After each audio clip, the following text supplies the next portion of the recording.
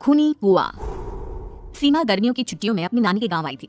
सीमा नानी के घर पहुंचने के बाद अपनी नानी के पैर छूती है और उनसे आशीर्वाद लेती है। तभी उसकी नानी उससे कहती है, इतनी बड़ी हो गई मेरी सीमा, चल जल्दी से हाथ मुंह धो ले, मैं तेरे लिए खाना लगा देती हूँ। भूख लगी होगी ना? हाँ नानी, भूख तो लग रही है मुझे, आपके हाथ के बने हुए पीले दाल और चावल खाने की। कितना टाइम हो गया है मुझे आपके हाथ का बना हुआ दाल चावल खाए हुए। तू तो नौकरी में व्यस्त थी, तो तुझे कहाँ से टाइम मिलेगा अपनी नानी के लिए?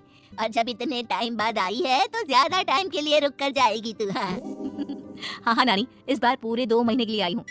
सीमा की नानी अंदर जाकर उसके लिए खाना बनाने लगती है। सीमा कमरे में अकेली होती है, तभी उसे किसी औरत के रोने की आवाज सुनाई देती है। वो कभी खिड़की से बाहर झांकती है तो कभी दरवाजे से बाहर झांकती है। उसे समझ में नहीं आ रहा होता है कि आखिर रो कौन रहा है। तभी नानी खाना लेकर आ जाती है। वो अपनी नानी से कहती है, नानी कोई औरत रो रही है क्या?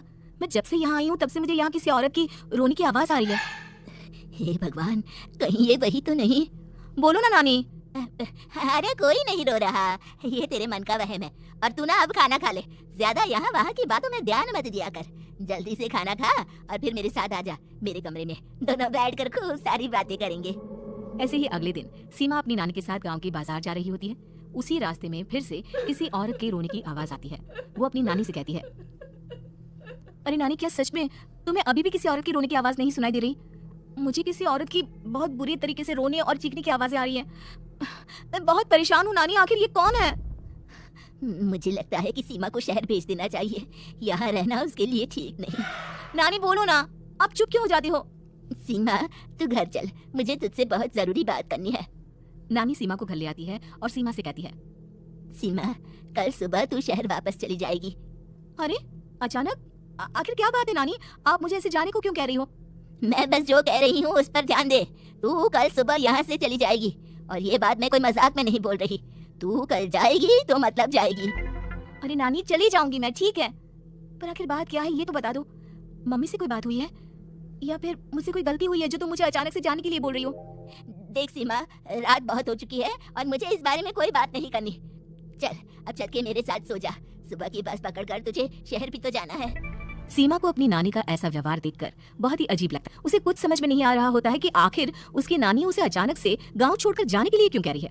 ये सारी बातें सोचते सोचते सीमा की आंख लग जाती है और वो अपनी नानी के साथ सो जाती है। ऐसे ही आधी रात को सीमा को फिर से किसी औरत की रोने की आवाज सुनाई देती है।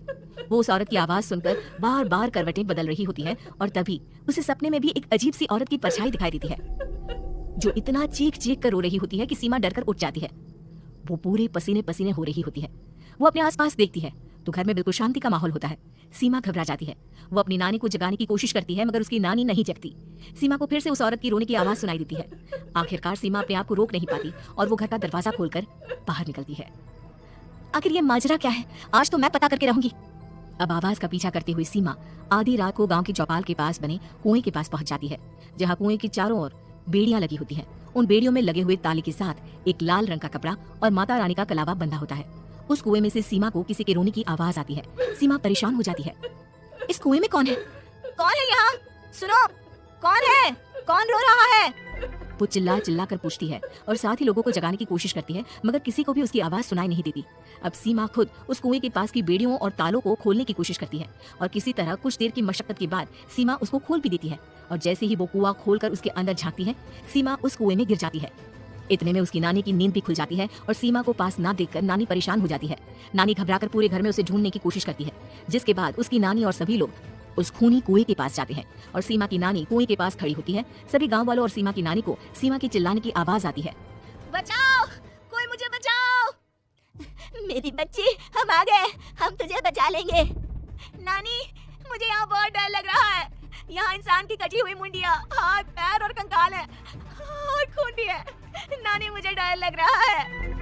आप सब मेरी मदद कीजिए, नहीं तो ये खूनी कुआं मेरी बच्ची को भी खा जाएगा। अरे मुझे तो ये समझ में नहीं आ रहा कि आखिर इस खूनी कुएं को खोला किसने? सालों पहले इसको इतनी मुश्किलों के बाद तांत्रिक बाबा ने बंद किया था। अरे पूरा गांव खूनी कुएं के बारे में अच्छे से जानता है, तो कोई भी जानबूझकर तो ऐसा करेगा नहीं। मतलब किसी ने अनजाने में इसे खोल दिया है भैया। सीमा को इस बारे में मालूम नहीं था और जब से वो यहाँ आई थी तभी से उसे किसी औरत के रोने की आवाज़ें भी सुनाई दे रही थी। कहीं सीमा ने ही तो उसे नहीं खोला। अगर ऐसा है तो फिर सीमा का बचना बहुत मुश्किल है। वहीं कुएं के अंदर सीमा रोते हुए बैठी होती है कि उसे आवाज सुनाई देती है जो कुएं के बाहर खड़े गांव वालों में से किसी को सुनाई नहीं देता। आज सालों के बाद मुझे ताजा खून मिलेगा। तेरा खून पीकर आज मैं अपनी प्यास बुझाऊंगा। कौन है? कौन है? मत मारो प्लीज, मुझे जाने दो प्लीज। मैंने किसी का क्या बिगाड़ा है? वो तुझे मरने के बाद पता चल ही जाएगा। जितने में गांव वाले और सीमा की नानी कुछ सोच पाते उतने में उन्हें सीमा के चिल्लाने की आवाज आती है और अगले ही पल सब शांत हो जाता है। क्या हुआ? सीमा, मेरी बेटी। माफ करना बहन, लेकिन अब सीमा वापस नहीं आएगी। हमें एक बार फिर से कुएं को बंद करना होगा। गांव वाले तभी तांत्रिक को बुलाकर लाते हैं। एक बार फिर अपनी शक्ति से तांत्रिक बाबा उस कुएं को हमेशा हमेशा के लिए बंद कर देते हैं और वहां एक बोर्ड लगा दिया जाता है कि यहाँ आना मना है।